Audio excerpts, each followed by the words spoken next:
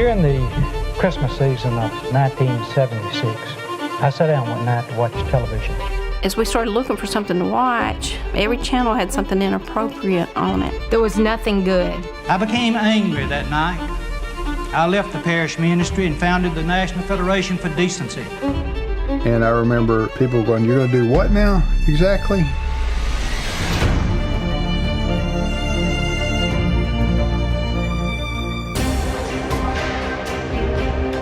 Welcome to Worldview Matters, discussing controversial issues, discerning current events, defending biblical Christianity. No topic off limits. And now, here's your host, David Fiorazzo. Hello, friends. God bless you and Merry Christmas season. Our guest coming up in just a few minutes, MD Perkins with American Family Association. When discussing the role of Christianity and Christians in today's culture, people often insist that believers should focus on changing hearts rather than changing politics.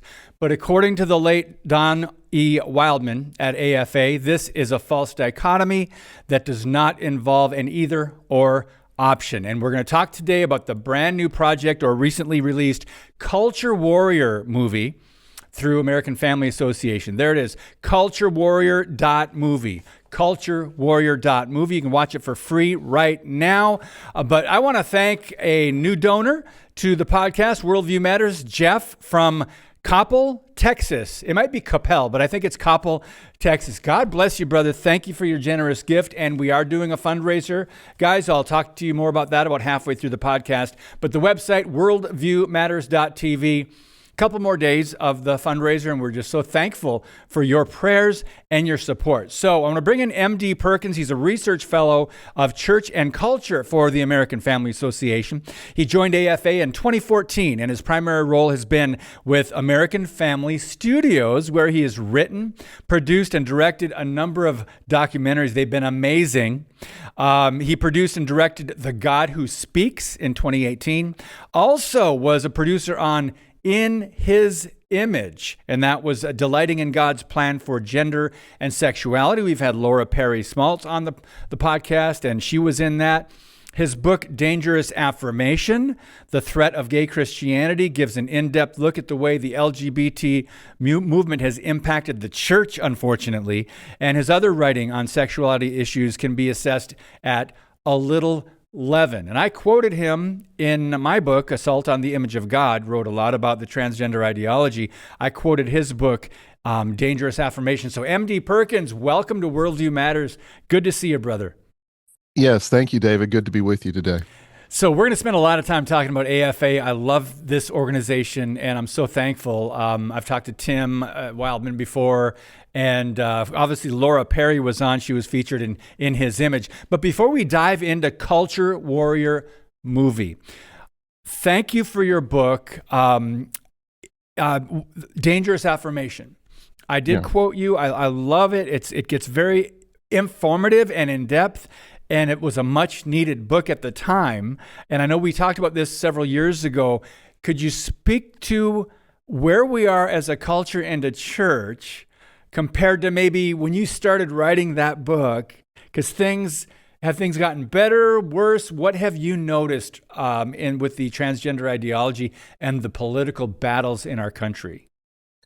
Well, there's been good news and bad news. I mean, obviously, in many respects, we've seen an overall growing support for the LGBT movement culturally overall, and we've seen that movement infiltrating the church. The rates at which even evangelicals are beginning to show support behind same-sex marriage has grown, 10% since 2014 to now.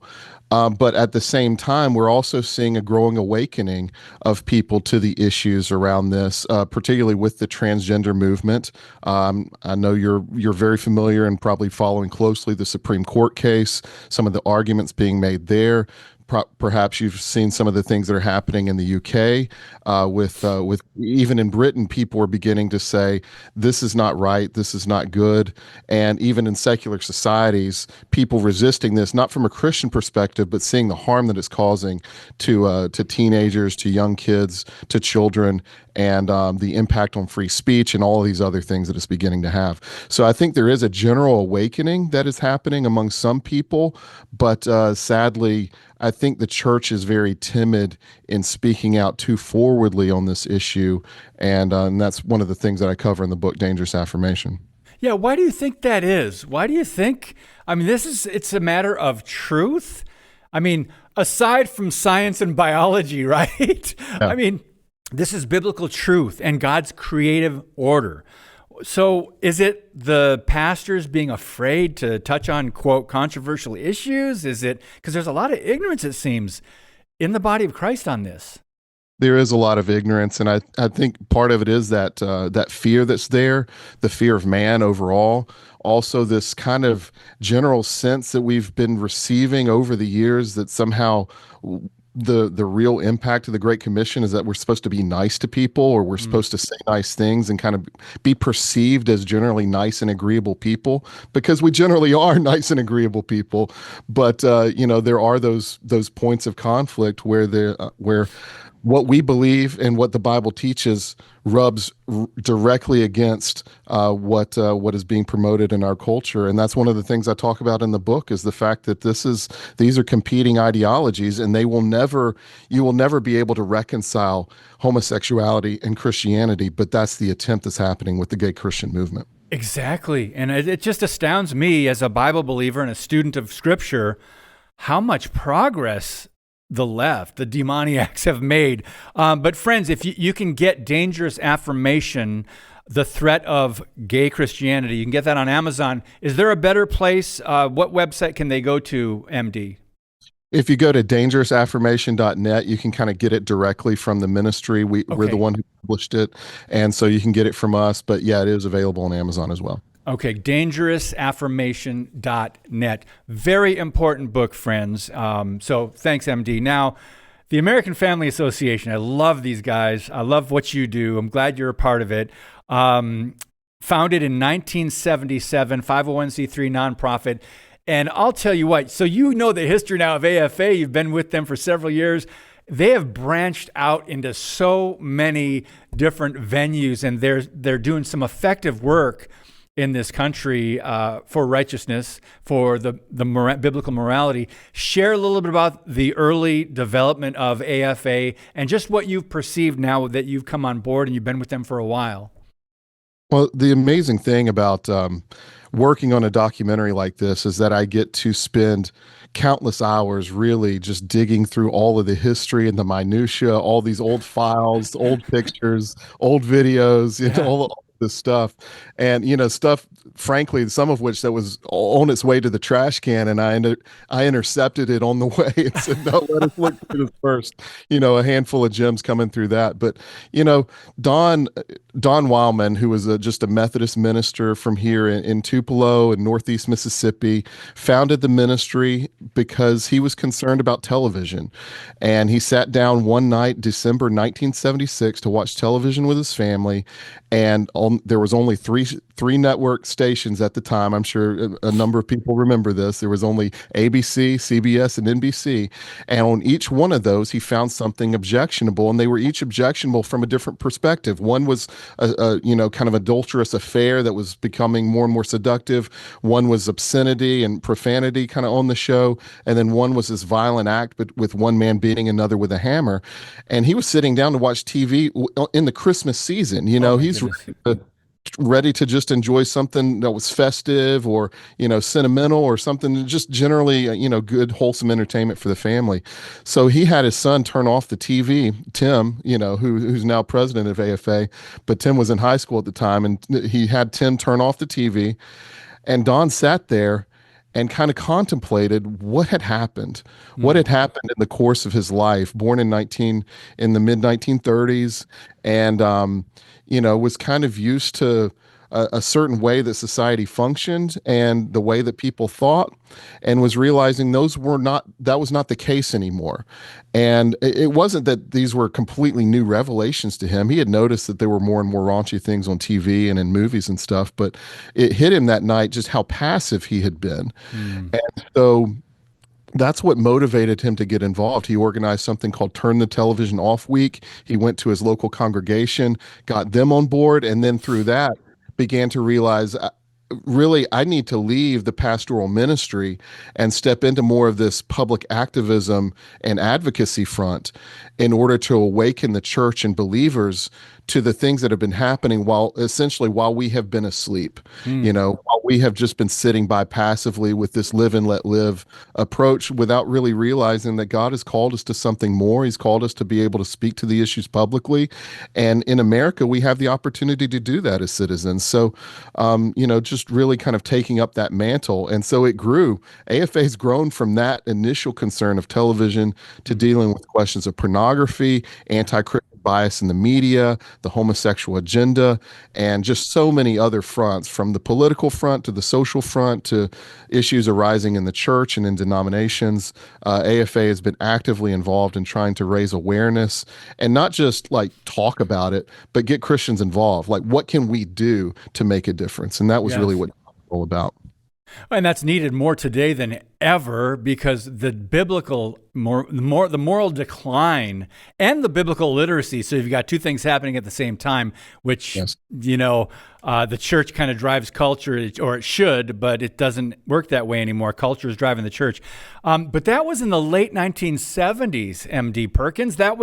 He was noticing this and going, what have we been doing about this as the body of Christ? And here we are today. So I'm thankful for the work you guys have done, afa.net, and continue to do. But friends, I want to give the website again for the Culture Warrior movie, and it is culturewarrior.movie. And at the very beginning of this podcast today, we showed a 30-second trailer. There is a 2.5-minute trailer you can watch if you go to culturewarrior.movie. So we'll jump around a little bit, MD, today, and I want to say Merry Christmas to you. Merry Christmas season. Thank you. Merry Christmas. And I also want to talk about the Christmas campaign. Say Merry Christmas, right? People think that's not a big deal. If people want to say Happy Holidays, let them say Happy Holidays. What are your thoughts about just that?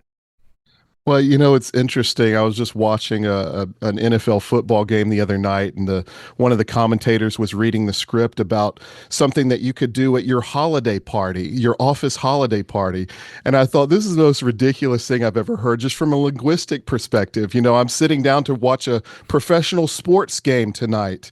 I'm not watching a NFL football game. I'm watching a professional sports game. It's just losing that aspect of specificity, but even more deeply, we recognize that there is an affront to anything that recognizes Jesus or Christianity as being involved in the shaping and molding of American culture and society.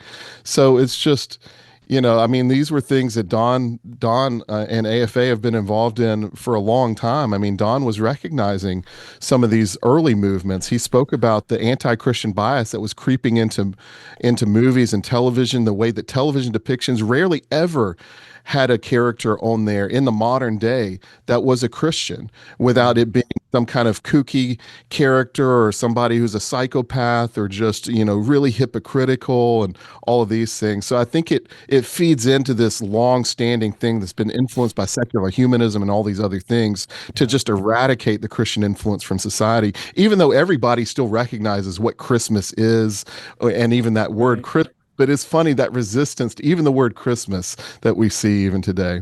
How offensive. Oh, you said eradicate. That was my first book. My first book was Eradicate, Blotting Out God in America. This is what's been happening. And I think AFA has opened a lot of eyes of people. But I just want to mention, by the way, it was originally, AFA was named the National Federation for Decency and then changed to American Family Association, 1988.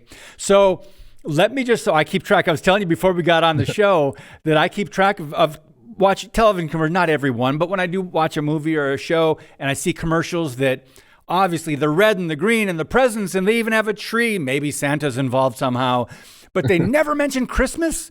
Very rarely do you hear Christmas anymore. I just want to mention a handful, and then we'll have to take a break, and we'll get your thoughts when we come back. Macy's, all things holiday. This holiday season.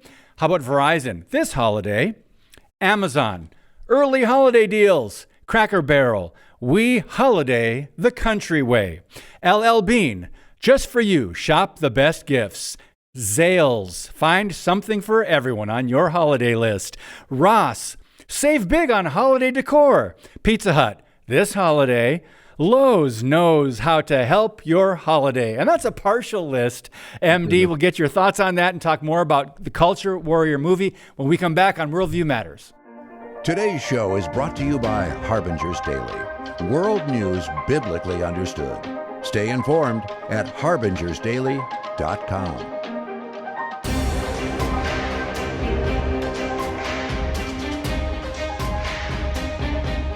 Hey friends, we're running another campaign here to support the show for another 6 months. Keep us going with production costs, and your prayers help drive us, and also your financial donations. So what we're doing is offering, if for those of you able to contribute a one-time gift of $200 or more, or a recurring gift of $25 a month, we'd love to send you these brand new commemorative rose gold pen sets with Worldview Matters on them. I use them here. I love them. Very high quality pens. Also, for first-time donors, we would love to send you, as our way of saying thank you, our mug, Worldview Matters, and on one side, it's my tagline, keep speaking the truth about things that matter. So worldviewmatters.tv, your gifts are tax deductible. So MD Perkins, American Family Association, what are your thoughts on the blatant, almost whitewashing of Christmas, or Merry Christmas, or mentioning Christ during this time of year? It's astounding in the United States of America, isn't it? Yeah, I mean, it's just more of the erosion. I mean, this is the long-standing influence of secular humanism that wants to pretend as if secularism is normal life, and that people have no real religious influence or persuasion or interest at all, except of course, now Apple is assaulting us with all the Muslim holidays on our on our phones and calendar apps and all of that. But it's just, I don't know. It's ridiculous too. I mean, the word holiday as if it's just some generic term. No, there's a specific holiday that we're celebrating, and it's okay to acknowledge it, even if you're not a Christian, even if you're not really celebrating it for the reason religiously that Christians are celebrating it, with the advent of Christ and Christ coming into the world to take on human flesh and save people from their sins. I mean, that's why we celebrate it, and we extend that out to some of the festivities of gift giving and merrymaking and all these sorts of things. But it's just ridiculous. Like I was saying, it's like saying I'm just going to sit down and watch professional sports game instead of saying that I'm going to watch a football game. Just linguistically, it's silly and foolish. But we recognize there's something more underneath it. That's more yeah, absolutely, and it goes back a long ways, and it is demonically driven because you want to remove all references to Christianity, Christ, the truth. I want to mention, for nearly 4 decades, Don Wildman served as a founding figure in the pro-family movement. He's been on the front lines, and that's why I appreciate AFA so much. And so, MD, I want to quote Tim Wildman, and then let you continue to respond regards the Culture Warrior movie. He said, this is back in the 1970s, along with others like Dr. James Dobson and Dr. D. James Kennedy, a lot of what my dad saw was the cultural and moral decline going on in America. He wanted to try to do something to stop it, or at least hold it back, because he knew, like others who were looking into the future, that if America began to reject the Judeo-Christian heritage of our country and our founders, we would eventually end up where we are now, end quote. That's from Tim, Don Wildman's son, who's now the president of AFA. So your thoughts on that? That was almost prophetic, what Don was doing and what Don was looking ahead to seeing. If we don't get more Christians involved, more culture warriors to resist this evil and to promote righteousness and to stand on the truth, we're going to be in a very dangerous place one day. Go ahead, MD. Yeah, Don was often characterized, I think rightly, we could say at this point, as a prophet, speaking to people, speaking to the church, whoever would listen, and trying to point people back toward righteousness and truth, and frankly, just common sense a lot of times now. Kind of the battle that we're facing these days. But, I think there was a lot of stirring that was happening there in the late 1970s, early 80s. You think of the ministries that were begun at that point, the rise of prominence of men like Dr. James Dobson and Jerry Falwell and D. James Kennedy, and some of these figures that were speaking not only Christian truth and the gospel message, but also linking that to Christian involvement in the culture and society and speaking out on social issues. And so that's one of the things that we're trying to do in the Culture Warrior documentary, is to make that connection for people, especially younger viewers who may not realize the history behind the movement. They may just remember something like the Disney boycott in the late 90s and think, well, Christians were just kind of irritated about, they saw something kind of weird in a Disney movie one time and it made them upset. Well, no, there was a lot of concern about what happens when you start to normalize homosexuality. For instance, in the case of the Disney boycott, there were corporate policies that had changed at the Disney corporate level. This was the mid to late 90s, by the way. Think about Disney now, but the corporate policies were changing. They were starting to host gay days at Disney, which were these kind of exclusive, but were not advertised nationally, but were advertised within homosexual magazines and periodicals and things like that. And then families were showing up just ready for a normal family vacation, and then suddenly they see two guys walking down the street holding hands and kissing each other, and they're like, wait, why are all of these people here at the same time? What's going on? And then they to realize, and of course Disney brass denied it for a while, but these are the stories of the culture wars, dispatches from the culture war, as I like to describe it. These are the stories of things that have happened that I think many people have forgotten about, why Christians have been involved in these things. What were those initial concerns? You spoke about holding things back. The pornography issue is something that began to be something that Don focused on very heavily in the 1980s, especially with convenience stores selling Playboy and Penthouse pornographic magazines. And of course, there were worse things in Playboy and Penthouse magazines in terms of the depictions, but Don always emphasized the fact that these were softcore magazines. And yes, there was harder things out there, but he said those things are prosecutable. The hardcore stuff is prosecutable. But if we can get people to deal with the softcore pornography, it'll be much easier to deal with some of the hardcore stuff that are in kind of these other places. And, if you walk into I don't know where people shop, if it's a Kroger or a Walmart or whatever, but, I walk into a Kroger store, and I look at the magazine rack, which still exists, even though people are not as into magazines. And you know what I don't see? I don't see Playboy and Penthouse magazine. Now, that is not because Kroger just of its own goodwill just decided to no longer host these magazines on its shelves. That was the result of Christians being involved in the efforts in the 1980s because of guys like Don Wildman raising awareness about this, getting Christians involved to speak at their local supermarkets and convenience stores and drugstores and things like this, and to complain, because oftentimes he noted at the time that the managers of these stores would say, I would like to get rid of these magazines, but I have to have a formal complaint from a customer before I can actually make a case for removing them. But I'm just kind of waiting. And Don would kind of make that connection for people of like, Awesome. there are reasons that you can make a stand. You can stand up and speak out and have a difference. So even now, we are living in the fruit of some of that effort. Like, yes, there have been numerous declines, and other people still have to take up the mantle. And pornography technologically has changed from magazines to internet and phone and videos and all those kinds of things. But there are still ways that we can stand up and speak out and have a difference. And that was one of the big messages we want people to see, to take away from the documentary Culture Warrior, is that one person can make a difference. Amen, brother. Amen. Again, the website, friends, culturewarrior.movie. So 2017, I think, if I remember right, MD Perkins, Target Corporation changed their bathroom policy to allow biological males to go into women's dressing rooms and restrooms. I don't think they have reversed that policy.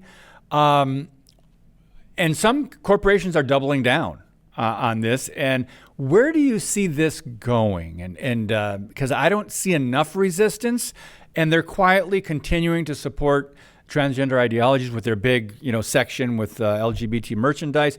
Go ahead. Your thoughts in the last 3 minutes here. Where do you see this going, and what else can we do?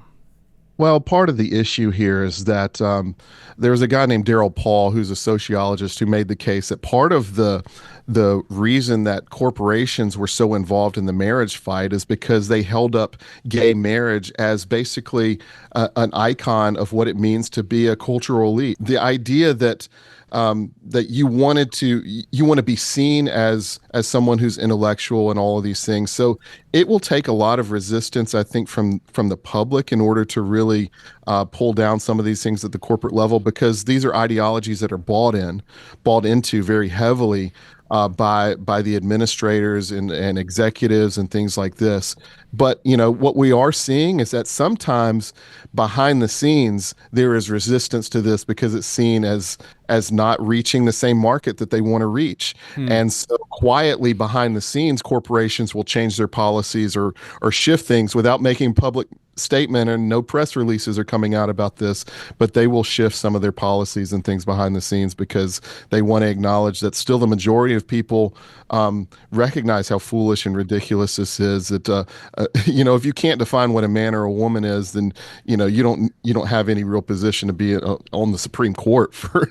First, but even more broadly, it just it upends all sorts of ability for just basic dialogue and conversation and debate and all of that. So I think there is a growing resistance to some of those things at the public level. Well, I hope there's more, and I hope more churches, pastors have to get a spine, a backbone. I think more pastors have to get on board with this. Like Pastor Story Hour. There's a couple that are doing that instead of the drag story hours. They're reading kids' books or reading biblical stories. And there was some resistance to that, by the way. A lot of libraries didn't want them to do that. But anyway, there's a lot of good movements. I think we need a lot more. But MD, I would love to have you back. There's so much more to talk about. But I appreciate AFA's stance and a couple things that they continue to try to do to inform, equip, and activate individuals to strengthen the moral foundations of American culture and give aid to the church. Help the church get out there and fight these battles. Friends, check out Dangerous Affirmation by M.D. Perkins. Great book, and also a Culture Warrior movie. This is so important, guys. So it's a great topic where we will continue to have to talk about these things. So, brother, Merry Christmas, and say hi to our friends there at AFA. Thanks for your time. Merry Christmas, and thank you for the time. You're most welcome, MD. All right, Lord willing, we will have him back. Thank you guys so much for sharing the podcast. Merry Christmas. God bless you. And as always, keep speaking the truth about things that matter.